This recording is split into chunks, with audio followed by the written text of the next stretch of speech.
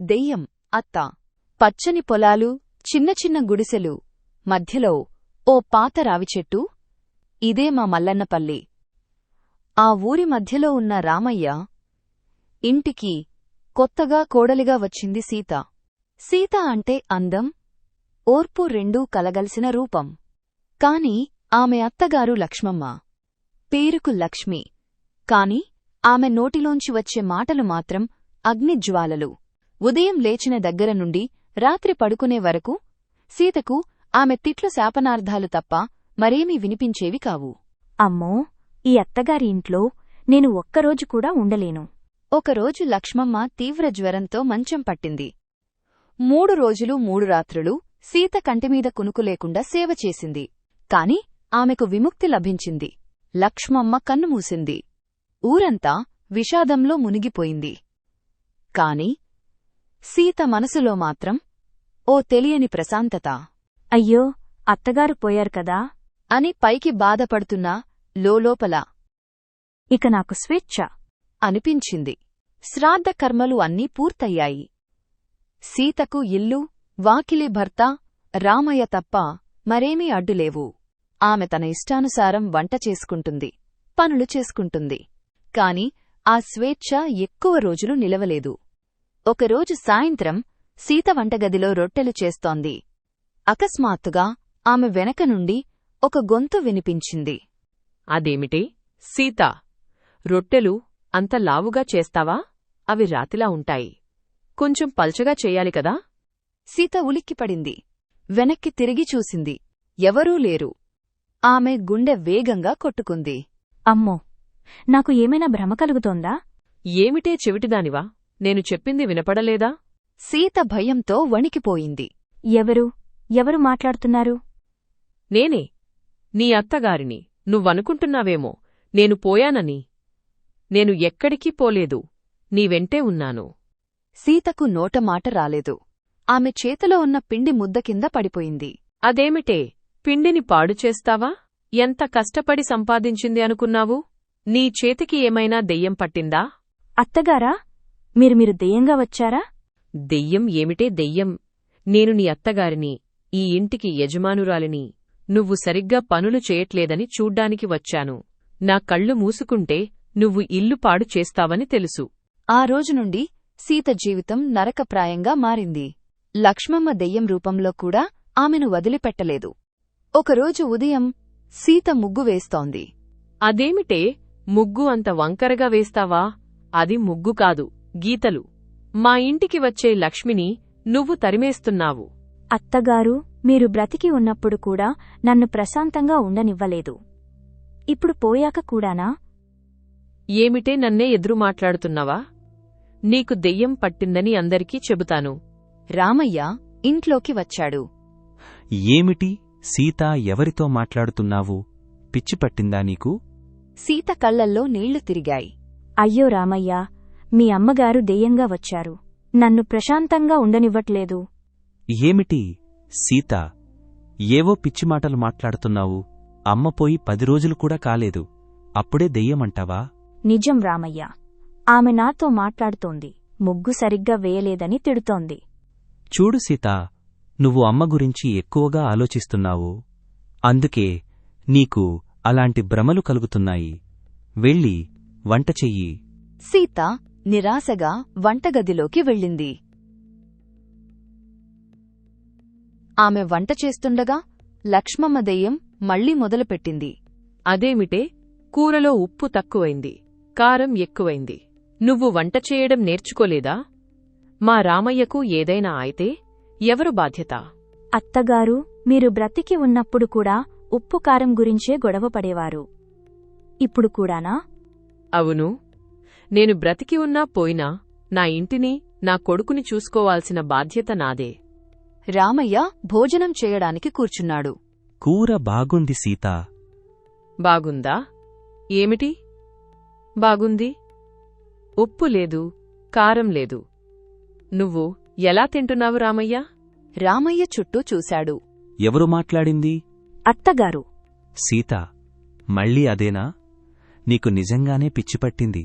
నేను పంతులుగారిని పిలిపించి నీకు ఏదో పూజ చేయించాలి. నాకు పిచ్చి పట్టలేదు రామయ్య, మీ అమ్మగారికే దెయ్యం పట్టింది. ఈ విషయం మెల్లగా ఊరంతా పాకింది. రామయ్య కోడలికి దెయ్యం పట్టిందట. లక్ష్మమ్మ దెయ్యంగా తిరుగుతోందట. రామయ్య ఒక పంతులుగారిని పిలిపించాడు. పంతులుగారు వచ్చి ఇంట్లో పూజలు మొదలుపెట్టారు. ఓం భూర్భువస్సువః. అదేమిటి పంతులుగారు, ఆ మంత్రాలు ఏమిటి? సరిగ్గా చదవండి. మీకు మంత్రాలు వచ్చా లేదా? పంతులుగారు ఉలిక్కిపడ్డారు. ఎవరు మాట్లాడింది? అత్తగారు. నేనే పంతులుగారు. మీరు చదివే మంత్రాలు నాకు నచ్చలేదు. నాకు నచ్చే మంత్రాలు చదవండి. పంతులుగారు భయంతో వణికిపోయారు. అమ్మో, ఇది మామూలు దెయ్యం కాదు, ఇది చాలా శక్తివంతమైన దెయ్యం. నేను వెళ్ళిపోతాను అని చెప్పి పారిపోయాడు. రామయ్యకు ఏం చేయాలో అర్థం కాలేదు. సీత, ఇది నిజంగానే అమ్మగారి దెయ్యం అనుకుంటా. ఇప్పుడు ఏం చేద్దాం? నాకు తెలియదు రామయ్య. ఆమె నన్ను క్షణం కూడా ప్రశాంతంగా ఉండనివ్వట్లేదు. ఒకరోజు సీత ఇంటి పనులు చేస్తుండగా లక్ష్మమ్మ దెయ్యం మళ్లీ మొదలుపెట్టింది. అదేమిటే, ఆ చీర ఎందుకు కట్టుకున్నావు? అది పాత చీర. కొత్త చీరలు కట్టుకోవా? అత్తగారు, నా చీరల గురించి కూడా మీరు మాట్లాడాలా? మాట్లాడ్తాను. నువ్వు నా కొడుకు భార్యవు. నువ్వు అందంగా ఉండాలి. మా ఇంటి పరువు నిలబెట్టాలి. సీతకు ఆశ్చర్యం వేసింది. అత్తగారు, మీరు బ్రతికి ఉన్నప్పుడు నన్ను ఎప్పుడూ పొగడలేదు. ఇప్పుడు ఎందుకు పొగుడుతున్నారు? నేను ఎప్పుడూ నిన్ను పొగడలేదు కదా. నువ్వు సరిగ్గా పనులు చెయ్యట్లేదని చెబుతున్నాను. సీతకు అనుమానం వచ్చింది. అత్తగారు, మీరు నిజంగానే అత్తగారా, లేక నన్ను ఆట పట్టిస్తున్నారా? ఏమిటే నీకు అనుమానం వచ్చిందా? నేను నీ అత్తగారిని. నీకు ఏమైనా సందేహం ఉంటే అడుగు. అత్తగారు, మీరు బ్రతికి ఉన్నప్పుడు మీరు నా పెళ్లికి ఇచ్చిన బంగారు గొలుసు ఎక్కడ దాచారో ఎప్పుడు చెప్పలేదు. అది ఎక్కడ ఉంది? మీరు నిజంగానే అత్తగారు అయితే అది ఎక్కడ ఉందో చెప్పగలరు కదా? లక్ష్మమ్మ దెయ్యం మౌనంగా ఉంది. సీతకు ఆశ్చర్యం వేసింది. ఏమిటి అత్తగారు, చెప్పలేరా? అది ఆ పాతపెట్టెలో ఉంది. నేను చనిపోయే ముందు ఆ గొలుసు నీకు ఇవ్వాలనుకున్నాను. కాని అప్పటికి నువ్వు నా మాట వినట్లేదని కోపంతో చెప్పలేదు. ఇప్పుడు అది ఎక్కడుందో గుర్తుకు రావట్లేదు. అత్తగారు, ఇందులో లేదు.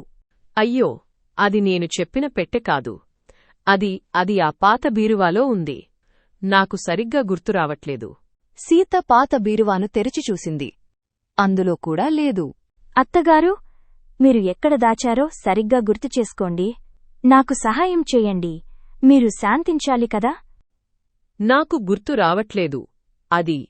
అది నేను ఎప్పుడూ దాచేచోటే ఉంది. కానీ ఎక్కడో నువ్వు అది కనుక్కోవాలి. సీత నిరాశగా కూర్చుంది. ఏమిటి సీత, మళ్ళీ అమ్మగారితోనేనా? ఏం జరిగింది?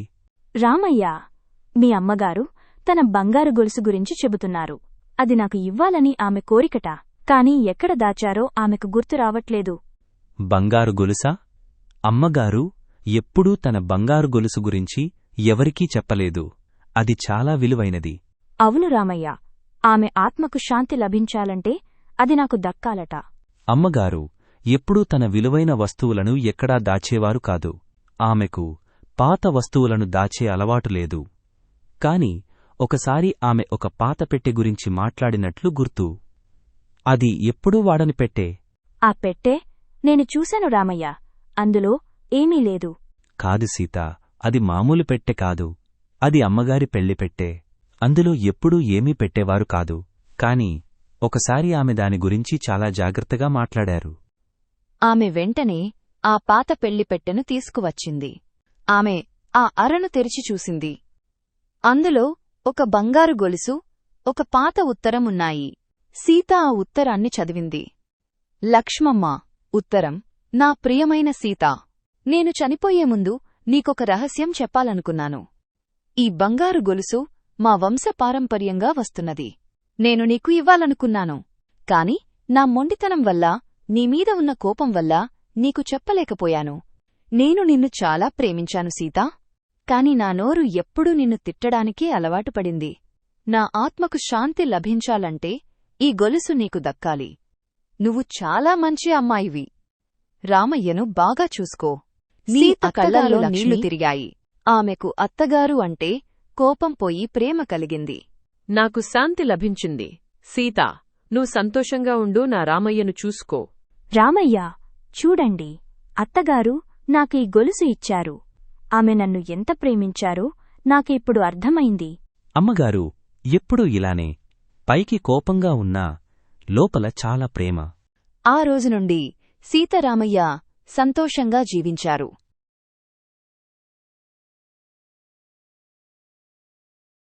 నీరు తాగే దెయ్యం. గ్రామంలోని చాయ్ దుకాణం వద్ద సాయంకాలం రామయ్య వృద్ధుడు గ్రామస్తులతో మాట్లాడుతున్నాడు. అరే, సుందరి నది గురించి మీకు తెలుసా?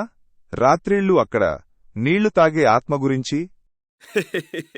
రామయ్య తాత, మళ్ళీ ఆ పాత కథ. ఇది నీ చిన్నప్పటి ఊహాగానం కాదా? చిన్నోడా, నవ్వు వస్తుందా? ఆ ఆత్మ నిజం. 10 ఏళ్ల క్రితం ఒకడు రాత్రి నది దగ్గరకు వెళ్లాడు. మరుసటి రోజు అతని శరీరం నీళ్లల్లో తేలింది, ఒక్క చుక్క రక్తం లేకుండా. తాత, అది నిజంగా ఆత్మేనా? ఎందుకు నీళ్లు తాగుతుంది? లలిత, అది శాపం. సుందరి అనే అమ్మాయి నది దాటుతూ చనిపోయింది. మరో గ్రామానికి వెళ్తుండగా ప్రభుత్వ అధికారుల తప్పిదం వల్ల మునిగిపోయింది. ఆమె ఆత్మ ప్రతీకారం కోసం తిరుగుతోంది. ఇది సినిమా కథలా ఉంది. నేను ఈ రాత్రి నదికి వెళతాను, ఆ ఆత్మతో సెల్ఫీ తీసుకొస్తా.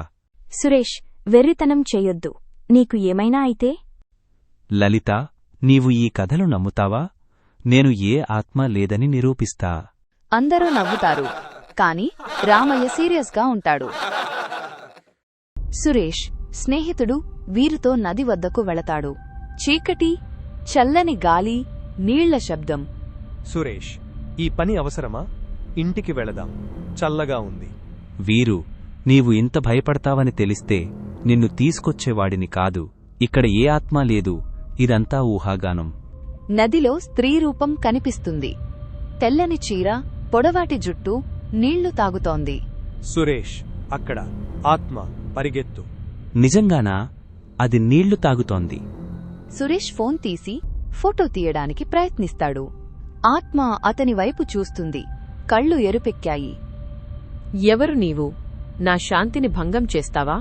అయ్యో, నేను అనుకోకుండా వచ్చాను. దయచేసి నన్ను వదిలేయండి. నీవు నన్ను చూశావు, ఇప్పుడు నీవు బతకలేవు. వీరు భయంతో పరిగెత్తుతాడు. సురేష్ పరిగెత్తబోతాడు, కాని ఆత్మ అతని చేయి పట్టుకుంటుంది. ఆమె ముఖం లలితలా కనిపిస్తుంది.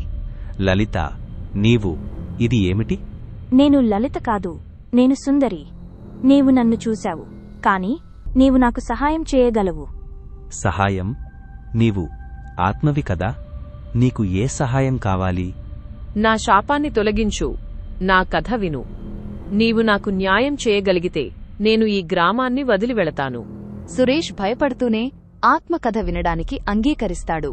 నది ఒడ్డున సురేష్ ఆత్మ ముందు కూర్చుంటాడు. ఆత్మ తన కథ చెప్పడం ప్రారంభిస్తుంది. నా పేరు సుందరి. నేను ఈ గ్రామంలో సాధారణ అమ్మాయిని. 10 ఏళ్ల క్రితం మరో గ్రామానికి వెళ్లడానికి ఈ నది దాటుతున్నాను. వర్షాకాలం, నది ఉప్పొంగింది. ప్రభుత్వాధికారులు బలమైన వంతెన హామీ ఇచ్చారు, కాని నిధులు మళ్లించారు.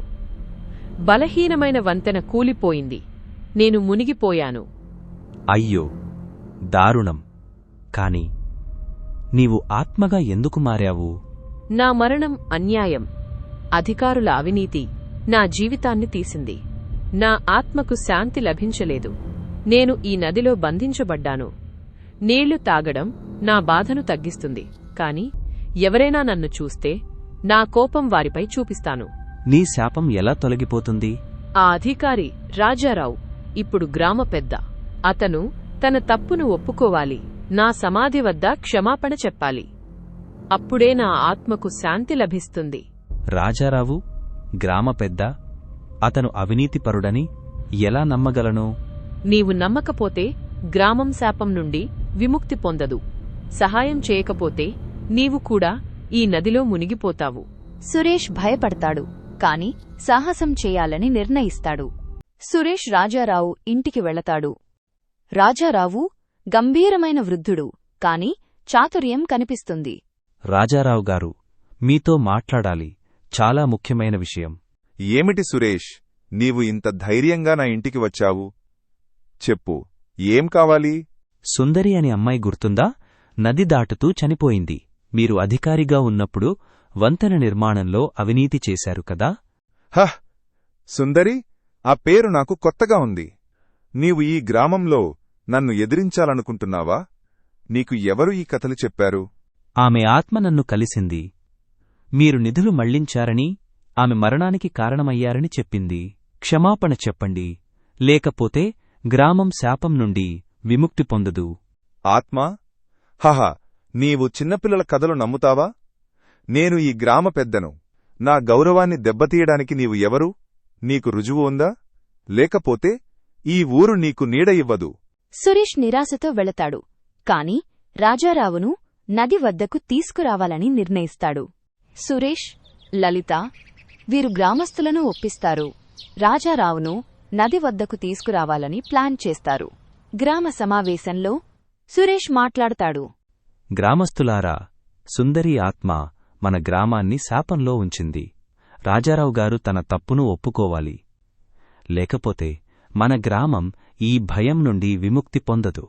సురేష్, నీవు చెప్పేది నిజమైతే రాజారావు సమాధానం చెప్పాలి. వంతెన నిర్మాణంలో అవినీతి జరిగిందని అప్పట్లో పుకార్లు ఉన్నాయి. ఇదంతా కుట్ర. సురేష్, నీవు నా స్థానం కోసం ఆరాటపడుతున్నావు కదా? ఈ గ్రామంలో నన్ను ఎదిరించే ధైర్యం నీకు ఎలా వచ్చింది? ఆ ఆత్మకథలు చెప్పి గ్రామస్తులను భయపెడతావా? రాజారావుగారు, ఒక్కసారి నది వద్దకు రండి. సుందరి ఆత్మ మీతో మాట్లాడాలనుకుంటోంది. నది? ఆ ఆత్మ? హహ, నేను ఈ వెర్రి నాటకాలకు భయపడను. సరే, వస్తాను. నీ ఆత్మ నన్ను ఏం చేస్తుందో చూద్దాం. రాజారావు అనుమానంగా ఉన్న గ్రామస్తుల ఒత్తిడితో నది వద్దకు వెళతాడు.